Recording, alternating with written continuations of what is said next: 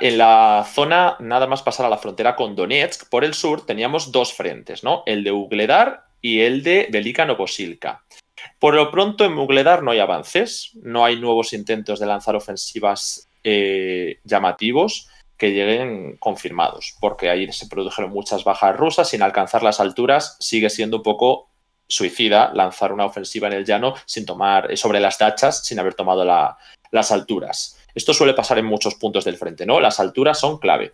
Entonces, en la zona del valle, que es la de Velika Novosilka, desde Bremivka, los ucranianos lograron avanzar bastante. Tomaron hasta 5 localidades importantes, 5 o 6 localidades pequeñas, pero que al final es un avance sustancial porque se acumulan bastantes en línea. Bueno, pues hay algún reporte de que Rusia, y esto está sin confirmar, si lo confirmamos lo apuntaremos en el mapa y lo traeremos otro día, podría estar atacando también Urosaine y la zona de Staromayorsk. Por ahora están bajo control ucraniano. Ahí lo dejo.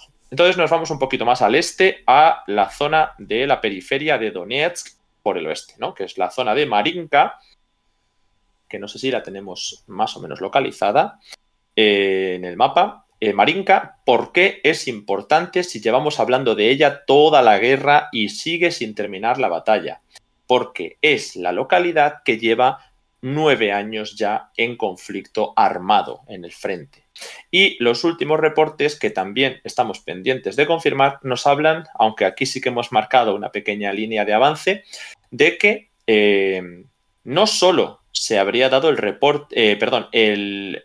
avance por la retirada ucraniana del oeste de Marinka, que ya estaría la ciudad prácticamente tomada. Cuando digo ciudad me refiero a escombros, y esto no es menor, porque Marinka es una ciudad que está completamente devastada, es de las pocas ciudades grandes del conflicto en las cuales se puede hablar de que es todo escombros.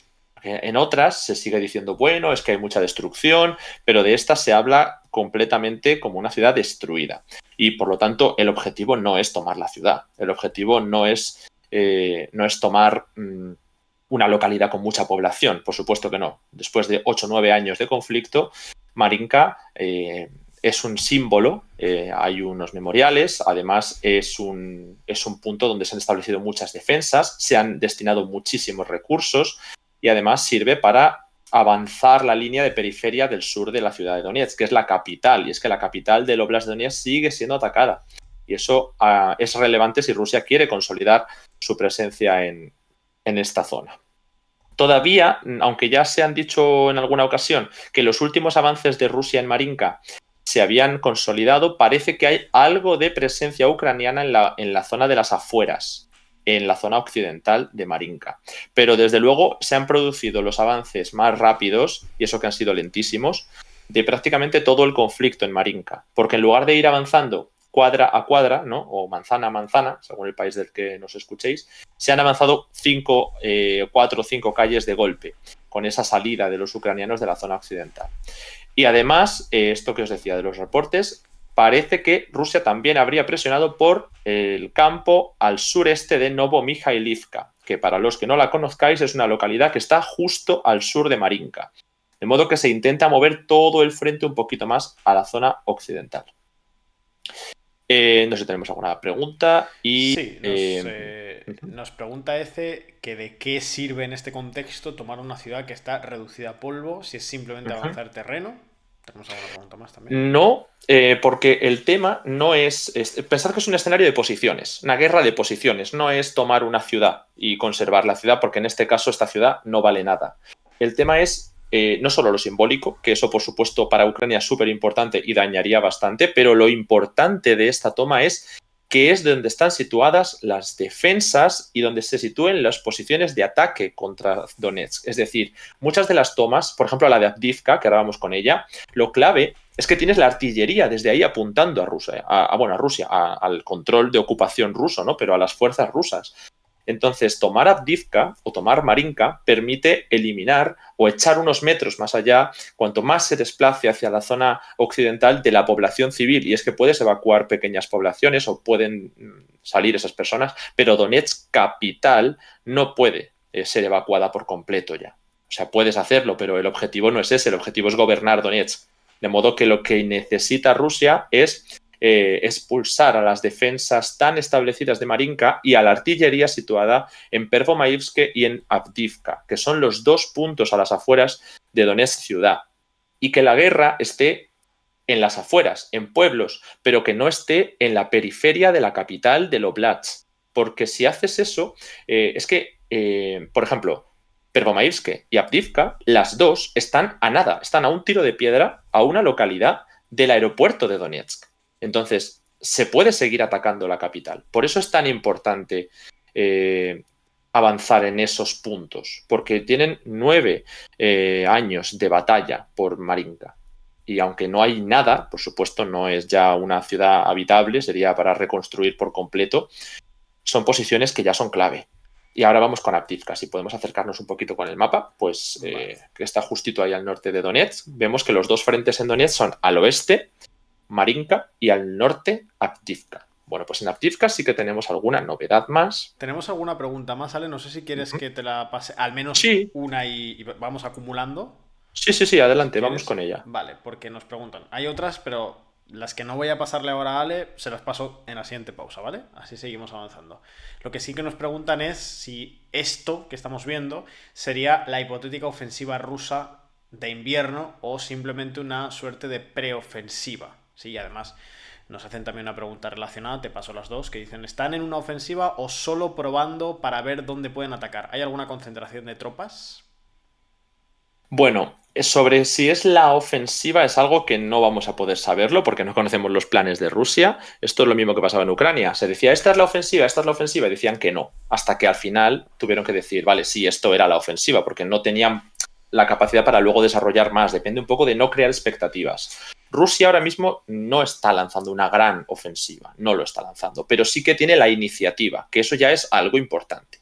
Recuperar la iniciativa y que sea Ucrania la que esté a la defensiva, y esto lo hacen algunos analistas internacionales también, lo han reconocido, eso ya es un punto a favor de Rusia, a pesar de que puede tener incluso más bajas por exponer sus fuerzas en los ataques. Entonces eso es relevante. Han preguntado también, me has dicho dos preguntas, ¿cuál es la otra pregunta? No, es que iban todas un poco en la misma línea, ¿no? De si se trataba de una de la ofensiva de invierno.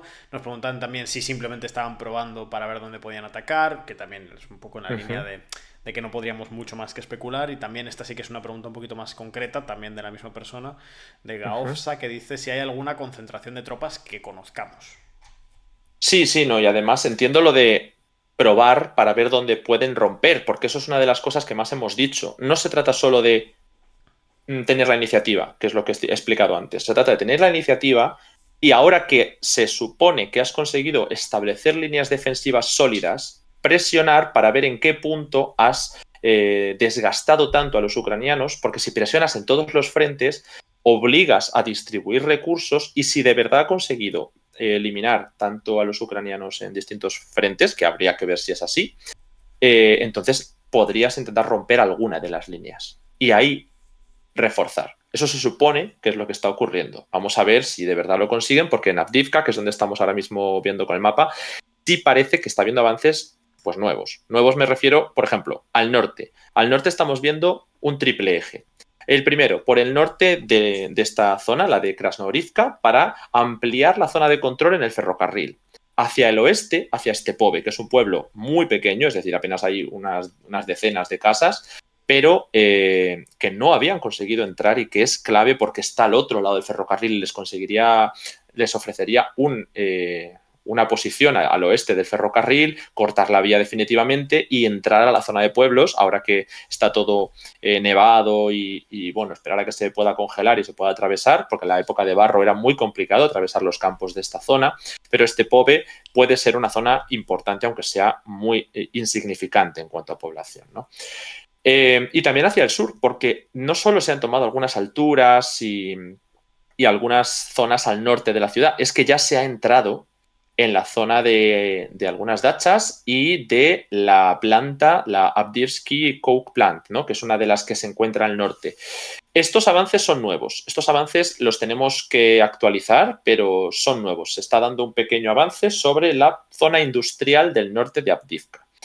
Entonces ese es el triple eje en el que se está sustentando el avance ruso en el norte de Avdiivka, así como presión desde el sur. Ya sabéis lo que os hemos señalado alguna vez, de ataques desde Bodiane en dirección Pervomaivske y en dirección Avdiivka.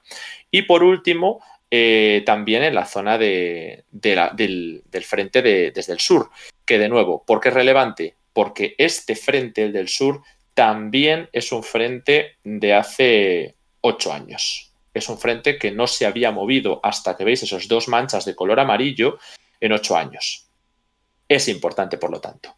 Y es lo que estáis comentando por el chat, ¿no? Que en Avdiivka se concentran una gran cantidad de posiciones y almacenes, concretamente en la zona industrial que he explicado antes, igual que, por ejemplo, el hecho de retrasar en un frente tan grande como es el de rodear Avdiivka la línea de defensa ucraniana hacia el campo permitiría redistribuir muchos recursos rusos. Lo mismo que hablábamos en Marinka, es decir, que ya esté asentada una línea de defensa con lo que eso supone, mover las líneas de artillería, etcétera, facilita mucho el que Ucrania tenga que volver a hacer la línea de defensa, que se retrase el rango de alcance de la artillería. Es importante, por lo tanto, lo de Marinka y lo de Avdiivka. Sobre todo Avdiivka, que está súper cerca de Donetsk. Marinka está un poco más alejado, pero aún así se utiliza, ¿no? Por eso Ucrania está teniendo que crear nuevas líneas de defensa a las afueras de Marinka, como decís en el chat, y en Avdiivka todavía no. En Avdiivka el debate es, pues, qué estrategia seguir para que eso no sea como Bakhmut.